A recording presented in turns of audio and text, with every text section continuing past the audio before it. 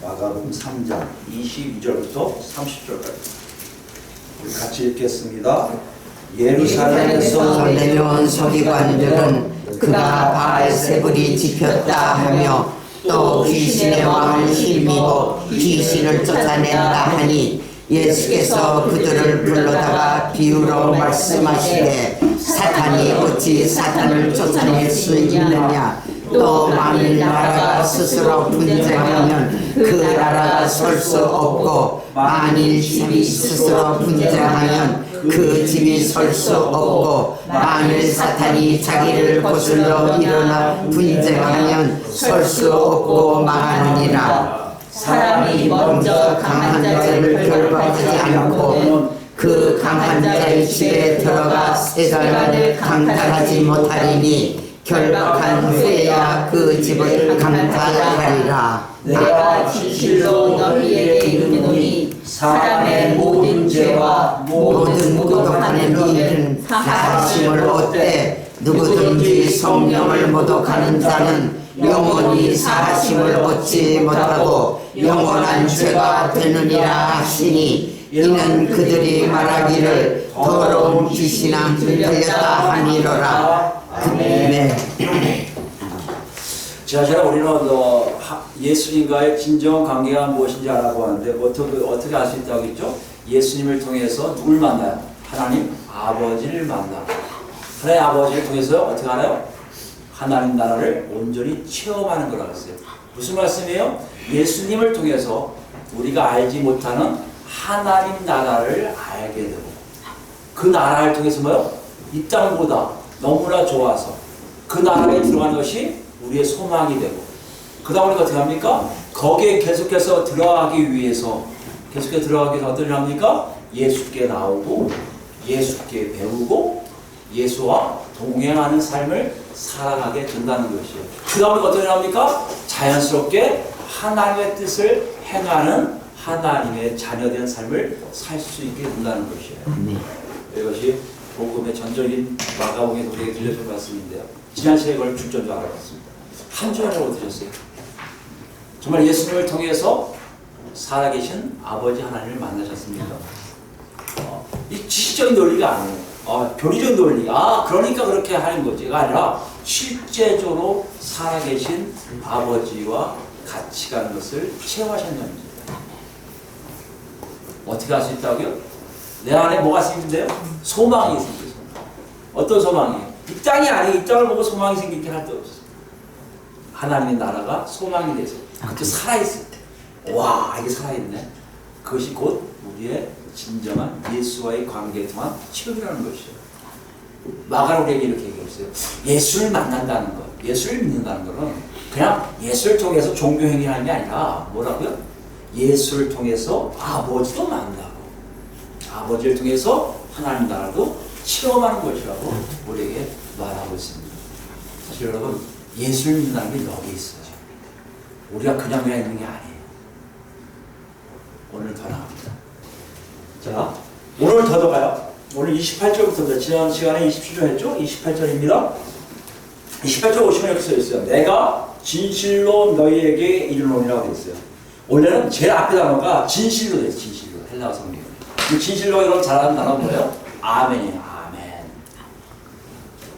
아멘. 내가 진실로 너에게 이르노니. 이게 되거든요. 여기 진실로의 아멘은 어떤 겁니까? 히브리어의 아만이라는 단어였어요. 아만. 근데 아만이 무슨 뜻이냐면 확실하다, 신뢰한다, 믿을 수 있다는 뜻이에요. 근데 보통 이 아멘이라는 단어는요, 여러분 알겠지만 유대인들이 맨 마지막에 누가 막 얘기를 해요. 그럼 당신 말에 신뢰합니다. 그렇게 될 것입니다. 그래서 아멘 해줘요. 이게 아멘의 용법이에요. 그런데 신기한 게 뭐냐면 여기는 아멘이 맨 앞에 나와 있어요. 그러니까 학자들은 놀란 거예요. 아멘이 맨 앞에 있네. 연구하기 시작했습니다. 연구하는 신기한 건요. 유대 문헌도 그렇고 초대교회 문헌에도 아멘이 맨 앞에 있는 나온 것이 없어요. 아멘이 맨 앞에 나온 것은 오직 예수님이 하실 때, 말씀하실 때만 아멘이 제일 먼저 나온 것을 알았다는 거죠.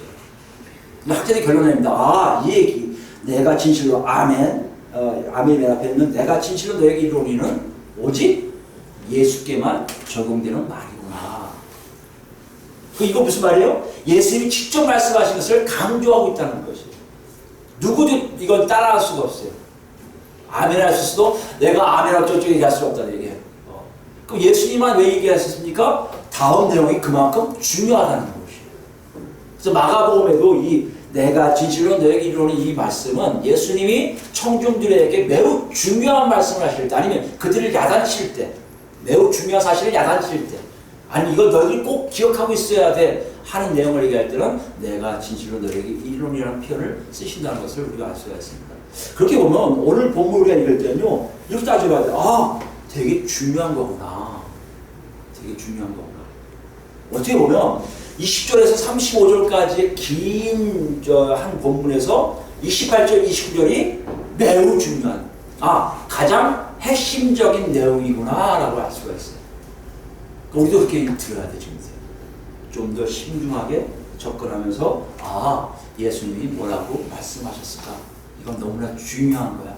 우리에게도 너무나 중요한 거라고 들어야 하는 거죠. 뭐라고 했을까요? 사람의 모든 죄와 모든 모독하는 일은 사하심을 얻되 라고 했어요. 이거 사람이라는 단어는요, 헬라어에는 정확하게 나온 게 뭐냐면 사람의 아들들이에요. 사람의 아들들. 이거 사실 셈조어로, 그러니까 히브리인들이 주로 쓰는 수거예요. 사람의 아들들이라는 것은 모든 인류를 얘기해요. 모든 인류. 그러니까 땅에 사는 모든 사람들 얘기해요. 여기는 예외가 없어요. 히브리인들만, 유대인들만 얘기한 게 아니에요. 예수님 말씀하신 이 땅에 사는 모든 사람들의 모든 죄와 모든 모독한 일은 사하심을 얻되라고 했어요. 사하심이라는 의미는 내버려 두다, 보내지다, 용서하다, 승인하다는 뜻이에요.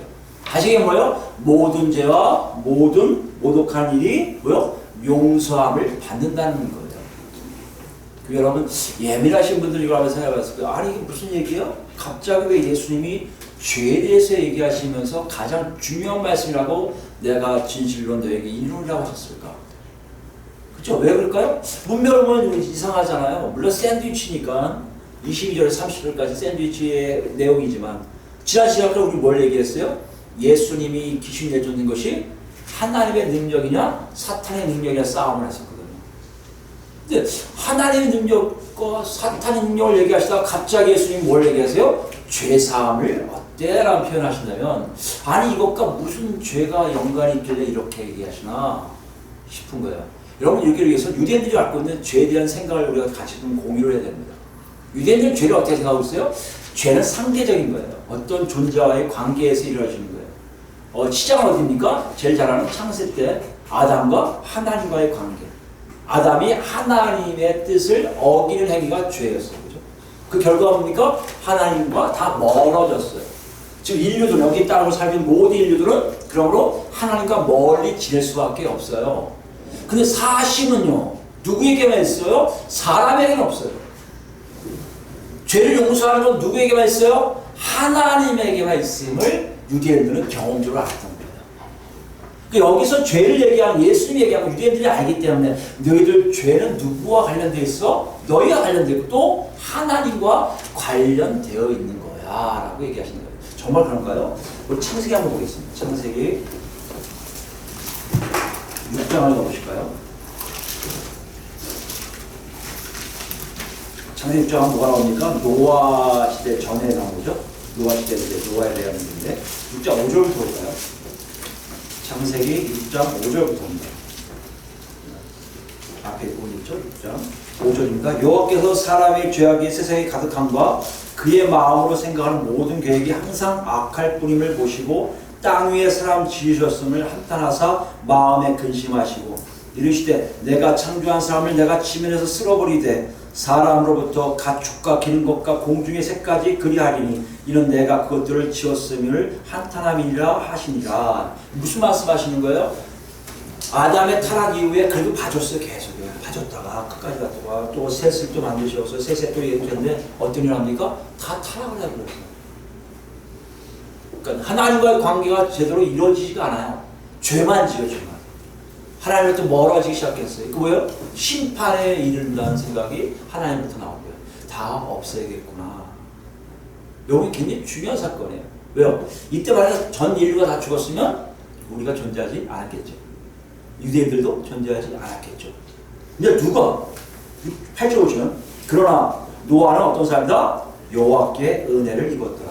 은혜가 뭐다? 9절 보세요. 이것이 노아의 족본이라. 노아는 의인이요 당대의 완전자라. 그는 하나님과 동행하였으며. 은혜가 받자는 게 뭐라고요? 하나님과 동행하는 자예요. 하나님을 안다는 자예요. 하나님을 만나는 자예요. 신기한 게 무슨 일이냐면 하나님을 알고 하나님을 만나는 자가 어떤 일을 합니까? 뒤에 넘어가 17절 보시면요. 내가 홍수를 땅에 일으켜 무릇 생명의 기운이 있는 모든 육체를 천하에서 멸절하리니 땅에 있는 것들이 다 죽으리라. 그러나 노아는 내가 내 언약을 세우리니 너는 내 아들들과 내 아내와 내 며느리들과 함께 그 방주에 들어가고. 무슨 말씀이에요? 살리시는 작업을 하신다는 얘기예요. 모든 인류가 다 죄에서 심판을 받을 수밖에 없는 상황에도 어떤 사람만 하나님을 만나서 하나님을 아는 자들은 하나님에 의해서 죄사함을 받는구나 라고 알 수 있다는 거죠. 유대인들이 이걸 알아요. 그렇지. 더 나갑니다. 레이기 볼까, 레이기. 유대인들은 더욱더 자기들이 갖고 있는 율법을 통해서 알아요. 어떻게 알 수 있습니까? 사장 보시면 레이기 4장이에요. 레이기서는 여러분 레이 족속에 대한 문제며 제사에 대한 얘기입니다. 왜 제사를 합니까? 출애굽기 하면서 먼저 뭘 만들려고 했어요? 성막을 만들라고 했어요. 성막이 뭐길래요? 하나님이 거하시는 곳이에요. 하나님 거하신 성막을 만들고 주변에 자기들 장막을 쳐서 이스라엘 백성들 있게 했는데 이들 중에 죄가 있으면 어떡하지 하는 생각이 있을 거 아니에요. 그 하나님 먼저 아시고 그 죄를 없애는 방법들을 미리 알게 하시는 것들이 레위기 1장부터 하나둘 나오는데 특히 죄진 거에 대해서 나온 것이 4장에 나옵니다. 그걸 우리 속죄제라고 해요. 죄진 것을 속한다. 죄를 사해 주신다는 방법이거든요. 여기 보면 1절부터 보시면요.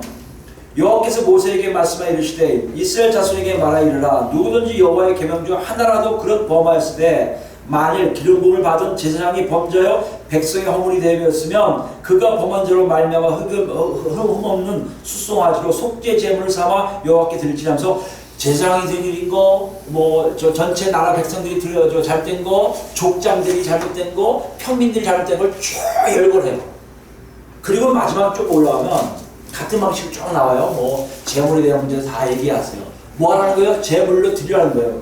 3, 4절 보시면 제사장은 그 속죄 제물의 피를 손가락으로 찍어 범제단 뿔들에 바르고 그 피는 전부 제단 밑에 쏟고 그 모든 기름을 화목제 어린 양의 기름을 떼는 것 같이 떼내어 제단 위에 여호와의 화제물 위에 불사를지니 이같이 제사장이 그가 범한 죄에 대하여 그를 위하여 속죄한 적 그가 어떻게 한다고요? 사함을 받으리라. 유대인들은 조상들의 그에 대한 것뿐만 아니라 율법책을 통해서 뭘 할 수 있어요? 자기들이 죄사함 받는 것이 무엇인 줄 알고요. 죄사함 받는 것의 가장 핵심이 뭐다? 하나님이 하셔야 된다는 것이에요. 하나님을 알아야 된다는 것이에요. 하나님과 언약을 맺고 하나님의 뜻대로 해내야 되만이 뭐가 된다? 죄를 사함받을 수 있음을 안다는 것이에요.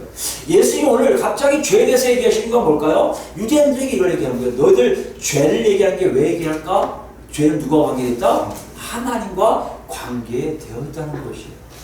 너희가 사탄의 능력으로, 하나님의 능력에 사탄의 능력으로 예수가 귀신을 내준다 하는 것도 어떻게 보면 하나님과 관계된 건데 하나님과 관계된 죄가 아닐까? 라고 궁금하게 물어보는 거예요.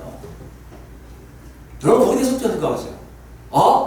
사탄의 능력이 있다는 얘기를 유대인들이 아무렇지 않겠는데 지금 예수님 지금 뭘 갖고 가시는 거예요? 당신하고 하나님과 하나라는 것을 보여주시고 지난 시간에 그 다음에 뭘 보여주시는 거예요? 너희들이 행하고 있는 것이 정말 잘한 것이냐? 잘못된 것이 아니고 한다? 그건 죄가 될 수 있지 않겠니? 라고 묻고 있는 거예요. 나갑시다. 본문 보시면요. 이것이 왜 죄가 되는 걸 더 분명하게 하신 것이 28절에 아주 우리에게 뚜렷하게 얘기했어요. 모든 죄와 그 다음 뭐 있어요? 모든 모독하는 일.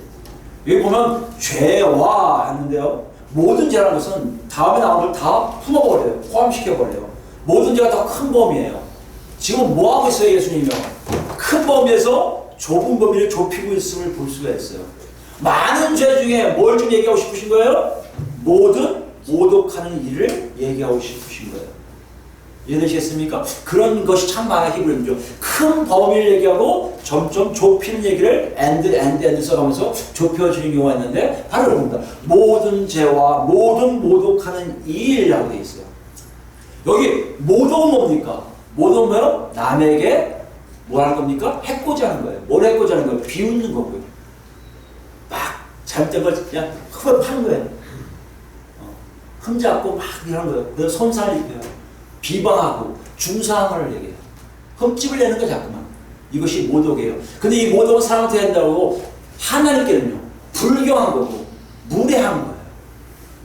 이것이 모독이라는 단어를 쓰고 있다는 것이에요. 근데 여기서 내용은 이 모독하는 모든 모독한 일을 헬라어 성경에 이렇게 적혀 있지 않아요. 헬라어 성경은 더 분명하게 얘기했어요. 어떤 얘기냐면요. 만약에 모독이 일어난다면 그 모독만큼이에요. 다시 할까요? 만약에 모독이 일어난다면 그 일어난 모독만큼이에요. 뭘 강조하고 있습니까? 발생한 모독을 강조해요. 실제로 모독이라는 건 누굴 비방하는 게 얘기하는 게 아니에요. 실제적으로 네 앞에 일어난 일에 대해서 지금 얘기하고 싶은 것을 예수님이 찢고 있어요. 발생한 모독. 그게 무슨 말이에요? 너희가 지금 얘기하는 것 중에 그것이 죄와 관계될 수 있는데 어떤 죄가 모독하는 죄하고 관계되어 있을 가능성이 많다는 거예요. 뭐에 대해서 얘기하는 거예요? 내가 지금 사탄의 힘에 의해서 귀신을 내쫓는다고 얘기하는 것 자체가 뭐와 관계인가? 모독과 관계되어 있다는 것이죠. 여기 생각하면요, 좀 더 유대인들은 섬찟했을 거예요. 죄? 그 속죄 드리지 뭐. 근데 모독? 이게 모독이라고? 놀랬을 거예요. 왜요? 유대인들한테 모독은요, 신성 모독이에요. 대부분이. 하나님께 모독하는 거예요. 하나님을 비우고요. 하나님 흠잡을 때 먹는도 막 흠을 내고요. 그리고 막 상처를 내버리는 거예요.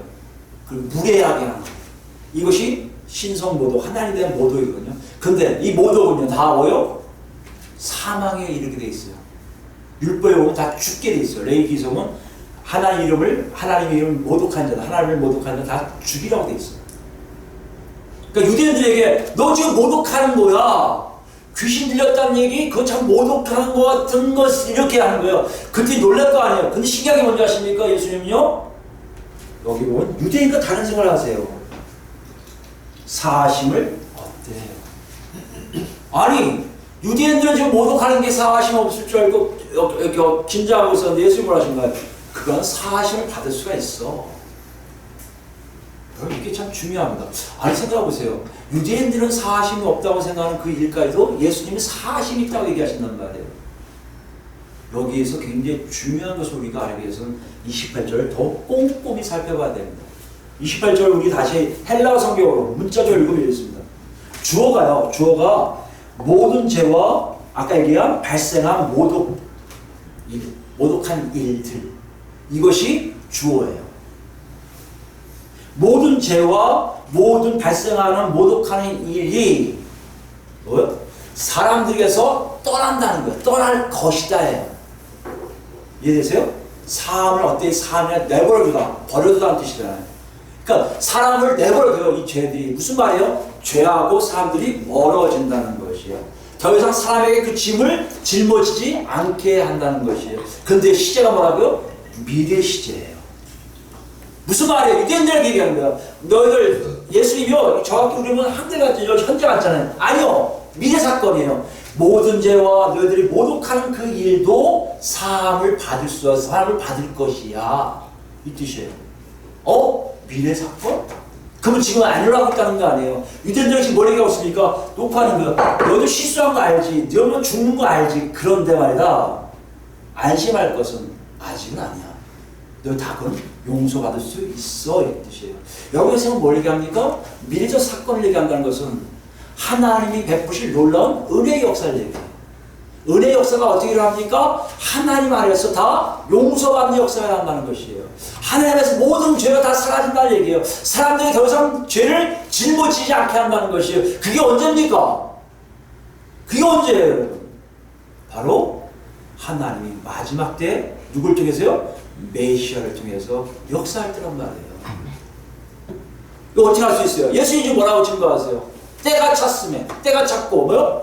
하나님 나라가 가까이 왔으니 회개하고 복음을 믿으라는 거 아니에요. 아멘. 과거에 일었었던 어떤 경계를 얘기하시는 거예요. 쭉 경계해서 이 선언에 전에 있었던 모든 죄와 너희들이 사랑한 뿐만 아니라 하나님을 모독했다고 율법에 얘기한 그것도 이제는 다 용서를 받을 것이라고 선언하시는 거예요. 아멘. 무슨 말씀이에요? 지금까지 있었던 일을 다 면제해 주겠다는 겁니다. 여러분, 이것이 우리가 예수를 믿기 전과 믿을 후의 차이에 대해서 정확하게 알게 하십니다. 이 선을 지금 얘기하신단 말이에요. 그런데 신기한 건요, 그렇게 얘기하셔놓고 바로 21절 보세요. 분위기가 확 바뀌어요.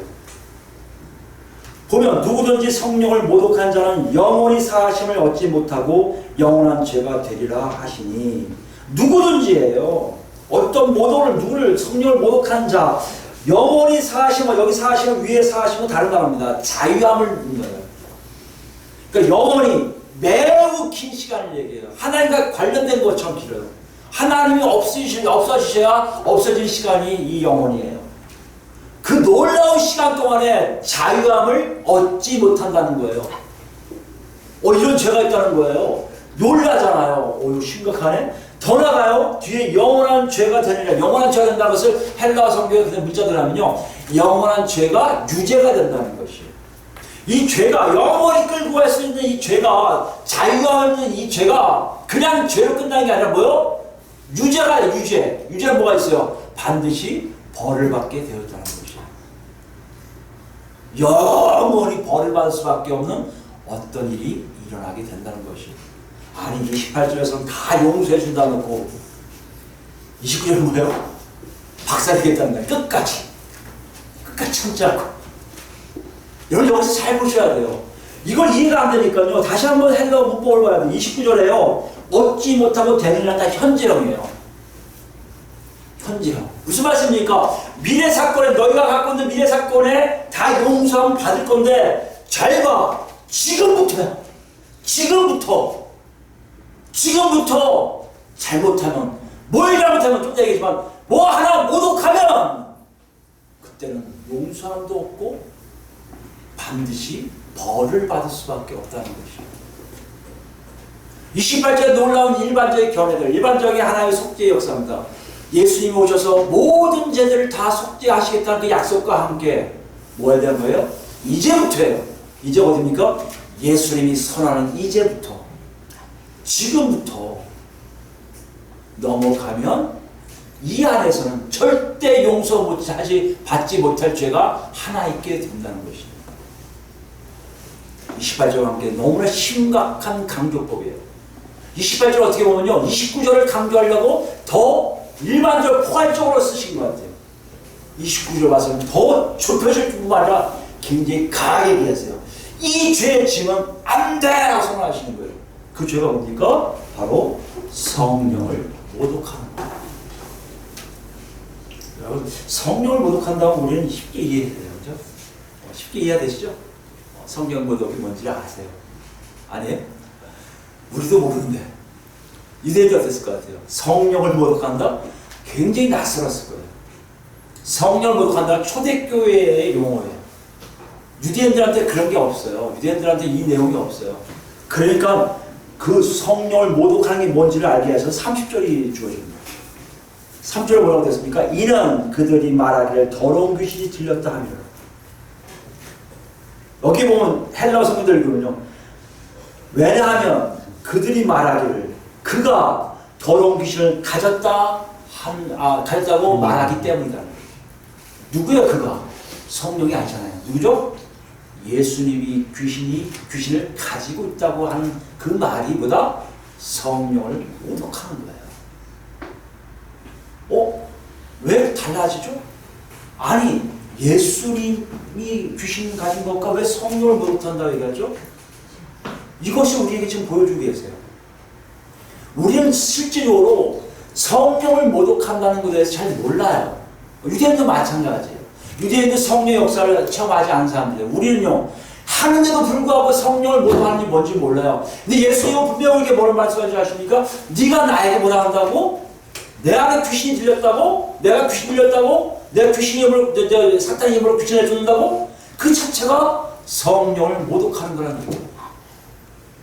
여러분, 성령 모독죄가 여러분, 우리가 생각하는 뭐가 성령 모독죄고 이건 아니다. 우리 많이 얘기하잖아. 어떻게 얘기해요? 심지어 많은 목사님들 이렇게 얘기했어요. 예수를 욕하는 거는 모독하는 건 괜찮다는 거예요.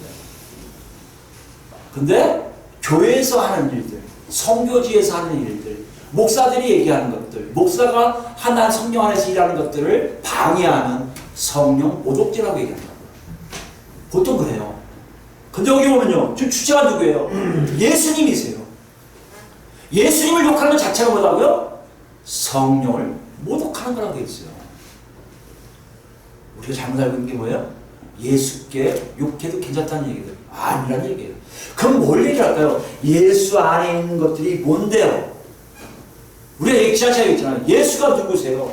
예수는요, 마지막 때 하나님의 통치, 마지막 메시아 시대에 메시아로 오시는, 왕으로서 마지막 통치로 오시는 분이세요. 그 누가 하시는 거예요? 하나님 아버지의 계획이세요. 어떤 계획이세요? 마지막 때 전 인류에게 하나님의 은혜를 베푸시기 위해, 종말론적인 구원사를 베푸시기 위해 하나님이 보내신 당신의 아들이 누구세요? 예수 그리스도잖아요. 그러면 하나님이 그냥 보내십니까? 아니죠. 성령님이 그 안에서 같이 역사하고 있다는 것이에요. 이렇게 따지고 보면 우리가 좀 헷갈린 게 있어요. 성령을 모독한다는 얘기는 결국 좀 뭡니까? 무슨 일에 대해서 모독하는 건데, 예수 그리스도와 반드시 관련되어 있는 일들이라는 것이에요. 예수님과 반드시 관련된 게 뭡니까? 종말론적 일이에요. 종말론적으로 구원받는 것.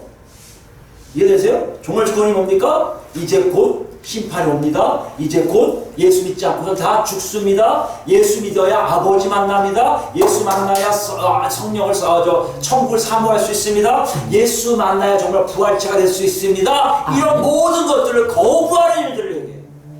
이게 뭐다? 성령을 모독하는 죄예요. 예수님 자체를 욕하는 것 자체가 성령을 모독하는 거라고 지금 예수님은 강력하게 유대인들에게 얘기하고 있다는 것이에요. 이거는 역으로 하는 거예요. 무슨 말이에요? 내가 바로 그 메시아라는 말씀이에요. 여러분 생각해 보세요.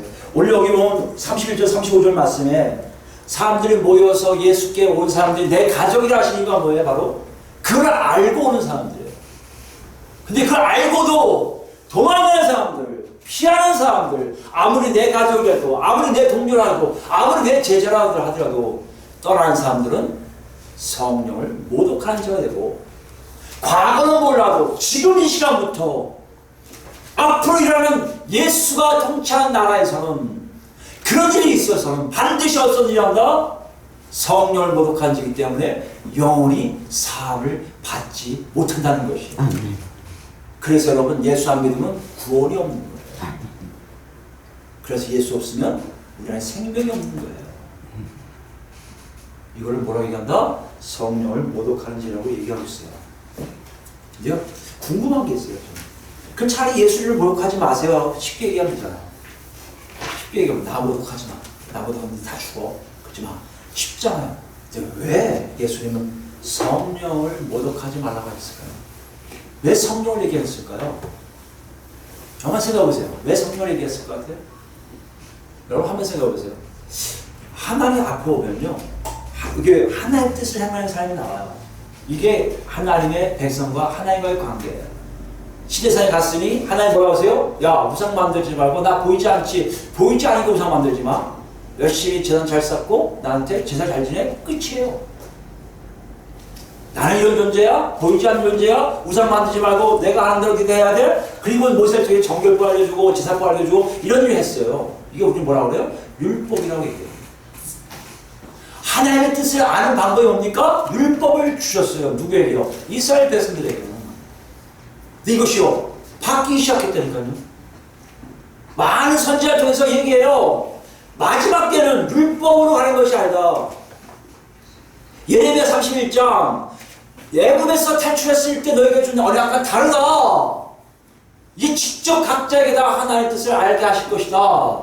그것이 뭐다? 예수의 성령이 너에게 와서 야들야들하게 만들고 부드럽게 만들어서 다 예수를 따라가게, 하나님 뜻을 충분히 따라갈 수 있게 한다는 거예요. 누굴 지금 자꾸 얘기하고 있어요? 성령님을 얘기하고 계시단 말이에요. 유대인들 지금 뭘 얘기하고 싶은 거예요? 예수를 믿으라면 니들이 나를 메시아로 안 보이지. 그런데 이 말을 알 거 아니야. 성령이 역사한 시기가 무슨 시기다? 마지막 때 하나님의 시간이 점점 가까워지고 있고 지금 시작되고 있음을 알라는 것이에요. 우리 민수기를 볼까요? 민수기 15장 보시면 오늘 예수님 말씀하신 28절 29절 말씀과 거의 유사한 율법을 주시면서 하나님이 모세를 통해서 알게 하신 어떤 기록인데요. 15장입니다. 민수기 15장 27절부터 보시면 만일 한 사람이 부지 중에 범죄하면 1년 된 암염소로 속죄제를 드릴 것이요 제사장은 그 부지 중에 범죄한 사람이 부지 중에 여호와 앞에 범한 죄를 위하여 속죄하여 그 죄를 속할지니 그리하면 사함을 얻으리라. 이스라엘 자손 중 본토 토색이든지 그들 중에 거류하는 타국인이든지 누구든지 부지 중에 범죄한 자에 대한 법이 동일하거니와. 무슨 말씀이에요? 부지 중에 알지 못하는 상태에서 죄를 범한 것에 대한 속죄함에 대한 장치를 다 만들어줬다는 거예요. 그런데요, 30절 보세요. 본토인이든지 타국인이든지 고의로 일부러 무엇을 범하면 하나님 율법을 어기면 뜻이에요. 고의로 어기면 누구나 여호와를 비방하는 자니 여호와를 모독하는 자니 그의 백성 중에 끊어질 것이라. 그런 사람은 여호와의 말씀을 멸시하고 그의 명령을 파괴하였은즉 그의 죄악이 자기에게로 돌아가서 온전히 끊어지리라 라고 선언하죠. 여기 보시면 알겠지만 모든 것도 다 사해지겠다고 말씀하세요. 모르고 한 일이니까. 근데 뭘 하면 안 된다고요? 고의로 일부러 율법을 안 지켜요. 왜 안 지킬까요? 율법을 하나님이 주신 것을 알기에 하나님이 싫어서 안 하는 거예요. 그게 뭐예요? 하나님을 비방하는 거예요. 하나님을 모독하는 거예요. 그래서 죽이라는 거지. 이제 우리 시대는요, 율법이 아니에요. 예수의 오신다면 율법이 아니에요. 성령이 이끄심에, 성령이 인도하심에 고의적으로 일부러 피해서 안 한다면 그 사람보다 바로 죽음에 해당되는 사람들이에요. 여러분 아시는 누가 있습니까? 아나니아와 삽비라가 그런 경우예요. 성령이 있어갖고 성령에게 거짓말을 해요. 거기 보면 성령의 거짓말이 나와요. 그리고 합니까? 두 생명을 다 걷어가세요. 요 사건을 그대로 사도행전에 기록한 이유가 뭡니까? 이걸 얘기하시는 것이고 오늘 예수님은 그 사건이 일어나기 전에 이미 선포하시는 거예요. 너희들 중에 율법을 어겨도 살 수 있지만 성령을 쫓아 살지 않으면 너희에게는 죽음뿐이 없다는 것을 알게 하신다는 것이죠. 이게 유대인들에게 주신 말씀입니다. 여러분 앞으로 여러분 아시겠지만 4장부터 이 내용에 대한 열매 맺는 모든 것들이 다 그들에게는 뭐요? 성령의 역사하심이 무엇인지를 알게 하신 흐름들이에요. 그렇다면 그들은 됐어요. 문제는 뭐예요? 우리 어떤 사람인데요? 이미 성령이 내려오셨고 성령의 역사를 받았다고 알고 있는 사람들이에요. 아까 얘기했지만 성령을 모독하는 것이 무엇인지를 잘 모를 정도로 우리는 둔해요. 뭐에 대해서 둔해요? 하나님의 새로운 언약, 예수 그리스도를 통해서 얻어지는 언약의 놀라움을 우리는 알지 못해요. 하나님을 만나고 예수를 만나면 하나님 아버지하고 동행한다는 것이 무슨 말인지를 잘 모르고 아는 것 같으면서 그것이 내 삶 속에 적용이 안 되는 것처럼 성령이 오셔서 하신 일에 대해서 우리는 굉장히 민감하지 않고 둔감해요. 왜 그럴까요? 성령이 안 오셨든지 성령이 오셨는지 그분의 음성과 그분의 목소리를 우리는 전혀 듣고 있지 않기 때문인 거 아닙니까? 마가는 그래서 우리에게 또 얘기해요. 계속했습니다. 예수님은 유대인에게 끝났다면 마가는 우리에게 계속 독자들에게 우리에게 알려준 거예요. 너희는 그러면 안 돼. 더 나가야 돼. 너희의 성령이 있어. 성령의 역사뿐만 아니라 너희 안에 뭔가 일어나고 있어야 돼. 너희들 안에 뭔가 일어나지 않는다면 너희는 이미 큰일 날 일이야 라고 얘기했다는 것이에요. 우리 한번 볼까요? 갈라디아 3장 보시고요. 1절부터입니다. 어리석보다 3의 1절입니다. 어리석도다 갈라디아 사람들아 예수 그리스도께서 십자가 못 박히신 것이 너희 눈앞에 밝히 보이거늘 누가 너희를 꾀더냐. 여러분 이게 밝히 보인다는 게 이 사람들이 교리적으로 이렇게 직접 알고 있다? 저는 그렇게 안 해요. 사도행전을 보시면 알겠지만 사도행전에 일어나서 요엘서에 나와 있는 예언서를 그대로 베드로가 설교를 해요. 그죠? 성령이 오면 그 세대를 초월하고 성별을 초월하고 계급을 초월해서 모든 사람들에게 성령이 임하심을 알려줘요. 그리고 자기들이 진짜 그 성령에 취해서 지금 이러고 있다고 얘기하는 게 2장에 나옵니다. 여러분 읽어보셔야 할 거예요. 근데 2장을 보면 더 알겠지만 다른 사람들이 와서 우리도 어떻게 할 거예요? 성령이 정말 계셔. 성령이 정말 계셔하고 이 사도들이요 성령자를 빼놓지 않아요. 성령이 어떻게 지금 역사하고 있는지 봐야 돼. 성령을 받아갖고 너한테 주셨어. 성령한테 역사할 거야. 너희가 회개하면 예수 그리스도의 이름으로 회개하면 성령을 너희에게 선물로 주실 거야. 아니 180도 바뀌어요 사도들이요. 여기 나온 유대인들 같이 제자들도 저게 무슨 말씀이지? 성령이 우리에게 어떻게 하시겠다는 거야? 성령을 못 하는 게 뭐야? 몰랐던 사람들인데요. 실제 자기의 성령이 임하고 나니 성령이 누구신지 알 뿐만 아니라 이것이 예수님이 말씀하신 걸 알게 되는 거예요. 신기한 게 뭔지 아세요? 그 성령의 역사는요 그때 이후로 지금까지 계속해서 일어나고 있는데도 우리는 그거에 굉장히 둔감해요. 성령 말하냐면 은사를 얘기하는 줄 알아요. 구원인데 구원이 뭐라고요? 예수가 십자가 못 박힌 걸 밝히고 왔다는 거 아니에요. 예수가 왜 십자가 밝히게 보여줍니까? 종말론적 사건이기에 마지막 때 역사기에 누구예요? 하나님의 누구를 위한 전 인류를 구원하시기 위한 하나님의 놀라운 은혜 사건 십자가 사건이기에 아멘. 성령이 우리 안에 오면 십자가 역사가 마치 내 눈에 보이듯이 선명하게 보이게 되어 있다는 것이에요.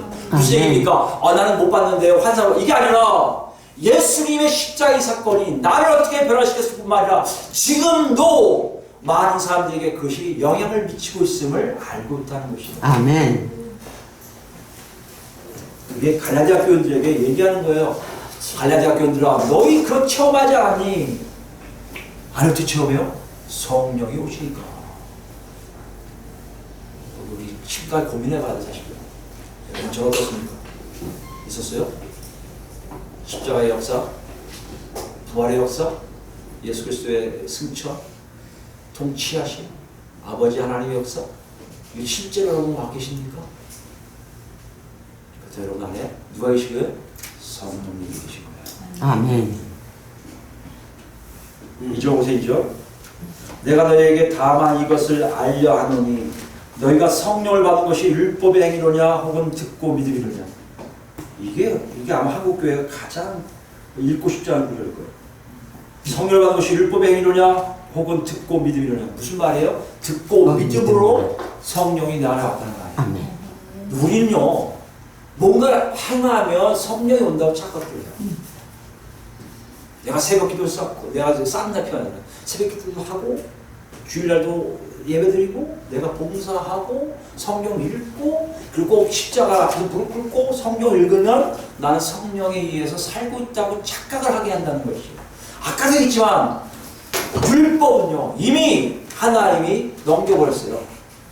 율법을 고의로 안 지켜도 괜찮아요. 안식일 없어요 우리에게는요. 10일 1조 억지로 안 지켜도 돼요. 뭐가 중요해요? 내 안에 성령님이 계신지 안지가 중요해요. 내 안에 성령님이 나를 어떻게 인도하시는지 알게 하시는 게 중요해요. 내가 지금 헌금을 냈는데도 성령님 내가 낼까요 말까요 물어볼 수 있는 것이 성령의 역사지 11조를 잘 내면 하나님의 역사 아니라는 얘기예요 여러분. 내가 지금 유한 돈이 있는데 여유가 있는데 하나님 어디 쓸까요? 헌금이지. 무조건 12일만 떼는 것이 헌금이다. 그건 잘못된 생각이라는 거예요. 그건 율법이에요. 과거 방식이에요. 그거 한다고 여러분 성령 여러분 안 했다고 생각하지 마세요. 듣고 믿음이에요. 그거 하지 않았는데 성령이 오신 거예요. 왜요? 그거 아니라 이제 내가 너를 주의한다고 말씀하시는 거예요. 내가 너를 통제한다는 것이에요. 그래야 예수를 만나고 그래야 예수께 배울 수 있다는 것이에요. 여러분 거기에 여러분 와닿습니까? 3절 보세요. 너희가 이같이 어리석으냐 성령으로 시작하였다가 이제는 육체로 마치겠느냐.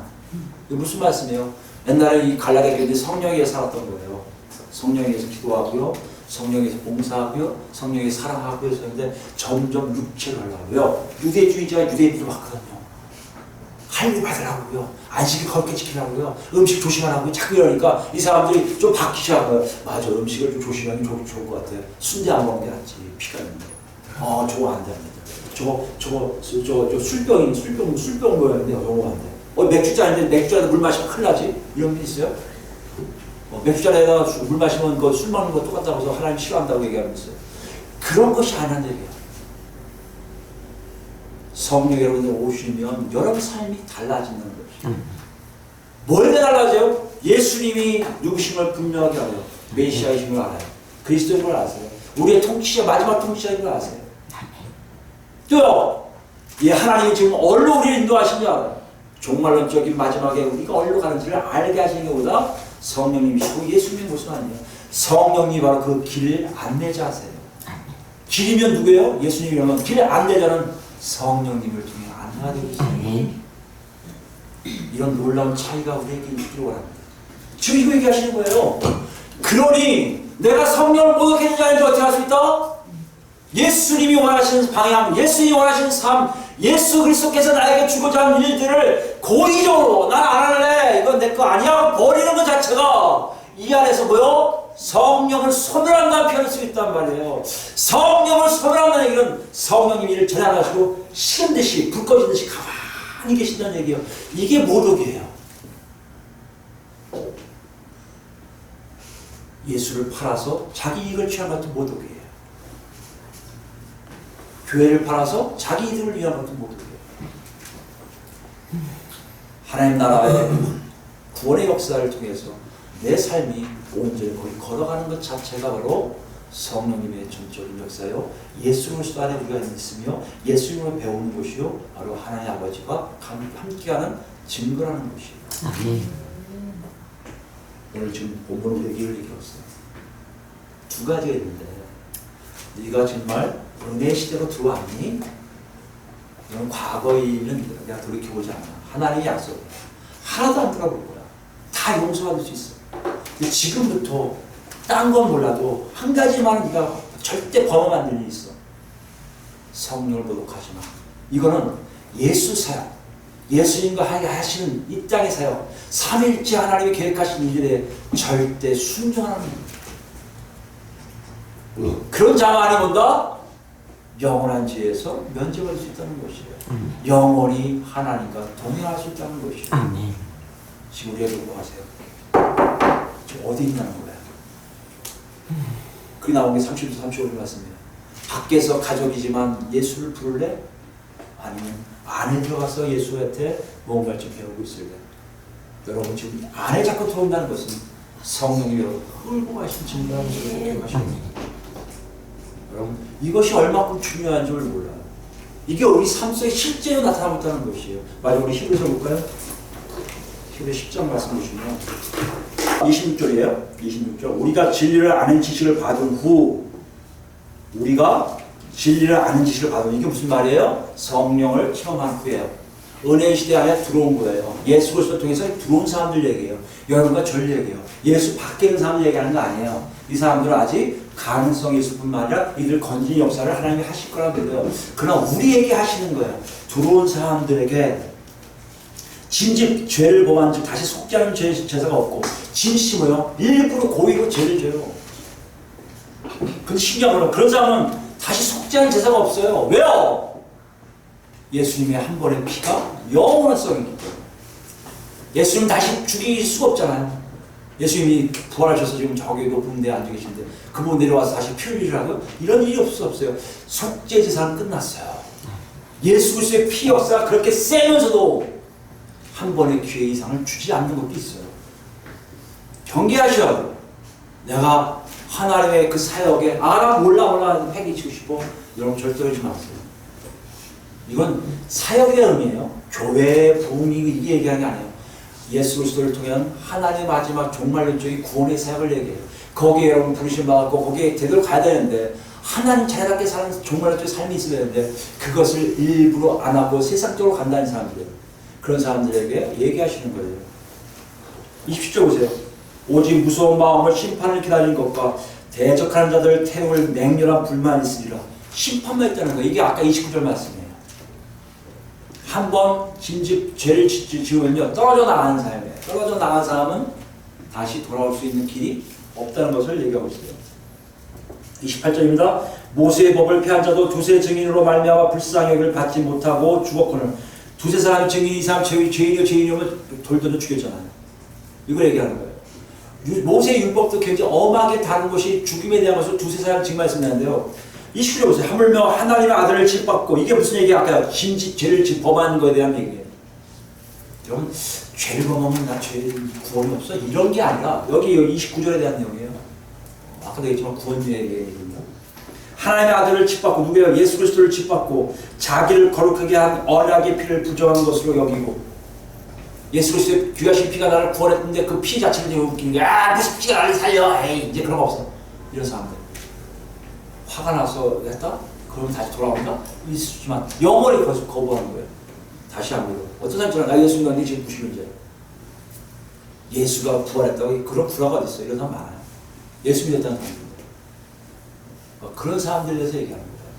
그분들이 돌아서면 이건 해제될 수 있겠지만 돌아서지 않는다면 그분들에게는 영원히 잘못한 짓을 하고 있음을 얘기하고 있는 것이에요. 중요한 거 하죠? 은혜의 성령을 욕되게 한 자가 당연히 받을 형벌은 얼마나 더 무겁겠느냐 너는 생각하라. 두세 증인에 의해서 벌받는 것도 엄한데 하나님이신 하나님의 아들 예수에 대한 부정, 모독, 하나님이신 성령님에 대한 모독, 이것은 가히 생각할 수 없을 정도로 엄격할 수밖에 없다는 거예요. 이게 우리 시대예요. 이게 우리 시대예요. 이 시대에 여러분 좀 들어오실 거예요. 예수 믿었다면. 그럼 여기서 여러분이 사셔야죠. 30절입니다. 원수 갚는 것이 내게 있으니 내가 갚으리라 하시고 또 다시 주께서 그의 백성을 심판하리라 말씀하신 것을 우리가 아노니. 보세요. 그의 백성을 심판하리라고 말씀하세요. 무서운 건요. 그의 백성이라고 착각하는 사람들에게 하나님의 심판이 반드시 임하게 되어 있다는 거예요. 알곡과 축적이 가라질 구별하시는 그 일들이 반드시 일어나게 되어 있다는 거예요. 그래서 경고하여 힘을 쓰기다. 무서운 말씀입니다. 31절. 살아계신 하나님의 손에 빠져 들어가는 것이 무서울진저. 무슨 말씀이에요? 살아계신 하나님의 손이 뭡니까? 하나님 심판의 손에 빠지지 않게 하는 얘기예요. 예수 밖에 있는 사람들은 어차피 여기 있어요. 근데 왔다고 하는 사람들이 잘못 살면, 아니 진진 예수를 부정하고 성령님 역사에 따르지 않고 내 맘대로 살고 있다면 나 우리 스스로 자기 모르게 하나님 심판의 손에 빠져들고 있다는 것이죠. 근데 뭐요? 빠져들어가는 것이 무서울진저예요. 얼마나 무서운지 착각하고 생각을 하는 거예요. 그 심판의 손이 여러분을 탁 들러갈 때 얼마나 무서운 걸 생각을 하는 거예요. 히브리서 그냥 그걸 아는 거예요. 느끼는 거예요. 32절입니다. 전날에 너희가 빛을 받은 후에 고난의 큰 싸움을 견뎌낸 것을 생각하라. 과거를 생각하라는 거예요. 큰 어려움이 있는데도 잘 견디고 나가고 인내한 것을 생각하라는 거예요. 혹은 피망과 환난으로서 사람에게 구경거리가 되고 혹은 이런 형편에 있는 자들과 사귀는 자가 되었으니 너희가 갇힌 자를 동정하고 너희 소유를 빼앗기는 것도 기쁘게 당한 것은 더 낫고 영구한 소유가 있는 줄을 알미라. 이것과 반대되는 사람들, 심판이 아닌 사람들의 모습은 인내할 뿐만 아니라 이 땅 것을 뺏기더라도 더한 자기에게 영원한 삶이 있음을 아는 사람입니다. 이 분명함이 누구의 역사라는 얘기예요? 성령의 역사라는 거예요. 이 분명함을 알면서 나는 성령 믿지 못하게 해서 웃기고 있냐, 무슨 성령이 귀신이야, 이렇게 얘기한다면 여러분 안에는 뭐가 지금 있는 거예요? 하나님에 대한 전적인 모독의 말씀들을 아무렇지 않고 있다는 거예요. 35절입니다. 그러므로 너희 담대함을 버리지 말라. 이것이 큰 상을 얻게 하느니라. 너희에게 인내가 필요함은 너희가 하나님의 뜻을 행한 후에 약속하신 것을 받기 위함이라. 약속하신 방이 뭐예요? 온전한 구원이요. 하나님을 칭찬해라. 저는 이게 개인의 멋있을 것 같아요. 여러분 가면 상줄 것 같죠? 무슨 상이겠어요? 아! 범죄도 잘 쓰니까 아파트 40채 뭐 이렇게 주실 것 같아요? 아니요. 그 하나님 저의 이름 기억할 거다. 윤정아 수고했다. 하이파이. 네. 할렐루야. 감사해요. 그 절대 전자이신 부중함을 창조한 주권자가 요만큼도 안 된 존재인 내 이름을 기억하고 계시다는 거. 그게 저는 너무나 큰 사랑인 것 같아요. 여러분 이것이 우리에게 지금 얘기하시는 예수님의 말씀이세요. 협박 같이 들으십니까? 예수 앞으로 오세요. 협박 아니에요. 살리고자 하는 말씀이세요. 무서우십니까? 예수 앞으로 오세요. 살리시려고 하시는 얘기예요. 정말 예수 아니다고 생각합니까? 정신 바짝 차리세요. 여러분으로서 떨어질 틈들이 너무나 많이 있어요. 예수를 통해서 성령님의 역사를 통해 내 눈에 온전히 그 길을 바라보며 내 이름을 부르시는 아버지 손이 저기 있는데 나는 그걸 달려가고 있으니까 이 달려감이 끝도 없이 달려가는 인내의 삶이 돼서 나중에 정말 하나님과 하이파이브하는 우리 모두가 되기를 예수 그리스도로 축원드립니다. 아멘.